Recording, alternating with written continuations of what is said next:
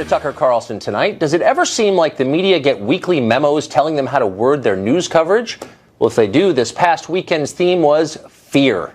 On Saturday, hundreds of illegal immigrants were arrested in coordinated ICE raids across 6 states. Arresting illegal immigrants is the job of ICE, so you might think, well, no big deal.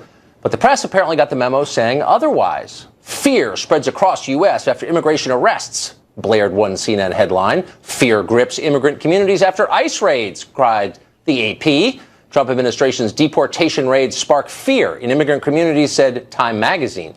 What's this new fear epidemic? Where does it come from? David Leopold is an immigration attorney and a critic of President Trump's immigration policies. He joins us tonight from Cleveland. David, thanks a lot for coming on. Thanks for having me, Tucker. So we read today that the government of Mexico is spending tens of millions of dollars to fight these executive orders, and that they're mobilizing U.S. consulates across the United States to help people in the United States illegally remain here. Why do you think the government of Mexico is doing that? Well, I can't speak for the government of Mexico, but I can speak for the people of, that I deal with. And I think in your open, you mentioned fear. And I think it's Donald Trump. I think it's Steve Miller. I think it's Steve Bannon who are the ones who are perpetuating fear. And I think it's an overt attempt to create chaos. We need a president, Tucker, that is going to bring stability. We need a president who is going to give us confidence. We need a president who's going to respect the rule of law. And We've got a president who in the first 3 weeks of his term has got Ninth Circuit ruling against him because he's violated the Constitution. He's got a battery of lawsuits out of New York. He's got people trapped in airports, which, a court took care of. This is not America. This is not what we are. We can do better. Okay, so I want to get back to something you said that I absolutely agree with, which is that chaos is a bad thing and it degrades our society. It's kind of hard to come back from chaos. So the government of Mexico, and this bears directly on what you do, so please don't take a pass on this question. Jorge Castaneda, who's the former foreign minister of Mexico under Vicente Fox, big deal there, Princeton graduate, by the way, has said that the new strategy among rich people in Mexico is to fund lawsuits that will tie up our judicial system. There's a massive backlog of immigration cases, as you know. He said he'd like to increase his backlog, 5x, and bring our system to a halt until the president relents. That is a strategy based on creating more chaos, is it not? Well, look, again, I'm not a Mexican official, and if you want to talk to them, I suggest you bring them on the show. But what I can tell you is that hang on, you asked a question. Let me answer, Tucker. Please do. You mentioned the immigration court's backlog, and they are backlogged, 500,000 cases. Why is that? That's because the Republicans refused in 2013 to pass an immigration reform bill in the House of Representatives, even though the votes were there. We could have reformed the immigration system, and you and I would be having a conversation tonight about an orderly country, about a place where people are not in panic. It's a little, come on, David. I mean, I was here for that whole argument, and I don't think that the so-called immigration reform that you're referring to, there's good and bad in it, but it wouldn't have fixed everything, and that's an overstatement, and you know it. But what I'm so struck by is the fact that you're unwilling to even comment on what the Mexican government is doing, and I wonder if you extended that same courtesy to the Russian government. I'm sure you were in a tizzy like everybody on the left 2 months ago with the idea that the Russians were trying to foul with our system. They're trying to influence the outcome of our systems. Here you have the Mexican government on our southern border saying we're going to shut down the judiciary in your country unless you do what we want, and you've got no comment on that? Well, look, our judiciary, our Article I courts speak for themselves. They're the same courts that ruled against Donald Trump, the independent judges. And if you want to talk about the judiciary, let's ask the president, because he is trying to delegitimize the judiciary in this country. Work with me here. Let's have a rational back and forth where we can talk about the same thing. I know that you don't like Trump and you're mad about a bunch of different things, and some are legitimate and some aren't. I'm not mad.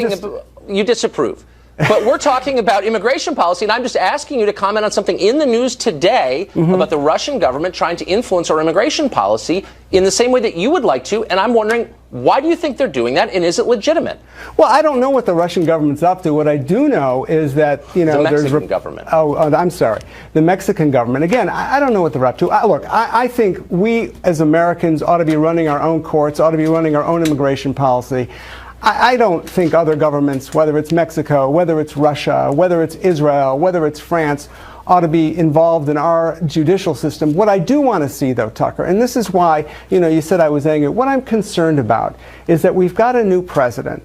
And what this president has done, together with people like Steve Bannon and Stephen Miller, who, by the way, was on television yesterday. This is just silly. I mean, this is just not silly. I doubt you know anything about what those guys do for a living. I'm not here to defend them, but I mean, let's just get back to the core issue here. And I'm serious. Like, why do you think that we have 11, 12, 13, we don't know the full number, but million people living in this country illegally? Maybe since you do this for a living, you've thought about it a little bit. And maybe it's connected to the fact that rich people in Mexico want them to stay here because they don't want to pay for the social safety net that we have. They want the American middle class to pay for it. Well, I don't think that's quite fair. Oh, it's not quite fair? Really? No. Because they pay less in taxes, the rich in Mexico, than any OECD country there is. I'm not talking about maybe we should be asking for reforms in Mexico, no? I'm talking about the people here. We're talking about 11 million people, most of whom have been here for many years, most of whom have long ties to the United States, have U.S. citizen children, pay their taxes, mind you, if through ITN, International Tax ID numbers. Who do you think is supporting our Social Security system? Look, the immigrants in this country came to this country like my grandfather did when he fled the Holocaust. They came here for a better life. They came here for in many cases, for shelter. What we have now is a president who wants to turn he wants to throw out refugees who are coming in need of shelter. He wants to throw out immigrants who are coming here to bring the best and the brightest. You know, what did we see last week? We saw doctors who were thrown out of the country. Come on, Tucker. David, facts are important too. Look, you're getting into the talking points which I hear every day and are boring. I want to get to the principles here. And here's the principle you just elucidated. You said these people came here to work in search for a better life. And I don't doubt that. I know some of them, and I think you're right. But there are a lot of people who would like to move to other countries for a better life, and I'm wondering if all of them have the absolute right to do that. So just to give you one among many examples, there are a ton of poor people in the city of Detroit. It's right on the Canadian border, right across from Windsor, Ontario. Do they have the right to move illegally to Canada and go on Canadian welfare programs and take Canadian jobs? And should the U.S. government be encouraging that? Well, of course not, and that's why... Well, what do you mean, of course not? You asked me to answer your question, so let me try that. I'm just surprised. Let me try it. Tucker, let me try to answer your question. Please. Of course people shouldn't be moving into countries illegally. I don't think anybody, promotes that. What I'm here to talk about What are you saying? You're saying that people here illegal have a right to stay. That's what you just said. You've been saying it for 7.5 minutes. Okay. So, but they don't have a right to go to Canada to do that. Only a right to come here. Like, what's the consistent theme here? Just so I can those following along at home can know. Tucker, the consistent theme is that we need to fix an outdated immigration system. You know that as well as I know that. That doesn't mean anything. Like you're saying that people have a right here to stay here, even though they're here illegally, but they don't have a right to move to any other country illegally. Why the double standard? Simple question. Well, what I'm saying is that people who have contributed to this country, people who have followed the rules, people who have children that have grown up in this country, people who have paid their taxes, people who will learn English, people who will be vetted through security screenings, people who, when we bring out of the shadows, we want to know who's here. That will make us safer. Okay, so what about people who haven't followed the rules? So the president says we want to deport people who've committed felonies, and he's tried to do that, and people like you have gotten completely hysterical about it. Should he be allowed to deport people, as the previous president did, who committed felonies? Like, I mean, yes or no? See, that's the thing. Nobody is arguing about whether or not we should deport felons or national security risks, Tucker. That's the whole point.